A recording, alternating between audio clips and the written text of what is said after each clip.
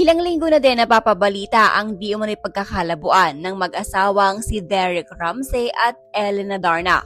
Kaya naman nang may nakapansin na hindi na nakafollow si Ellen sa IG ni Derek ay agad itong kumalat at sinabing tila kumpirmasyon ang pag-unfollow ni Ellen sa kanyang asawa na hiwalay na nga ang mga ito.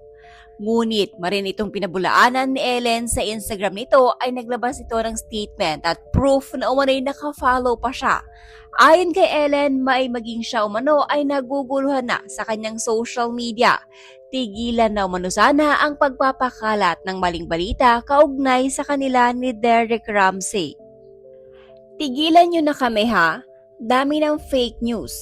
So, I never unfollowed my husband, ever. And I don't know what's happening here on my IG. But here you go. When I search his name, I'm following him.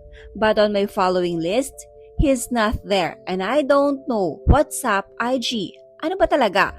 Ako rin, nalilito na ako.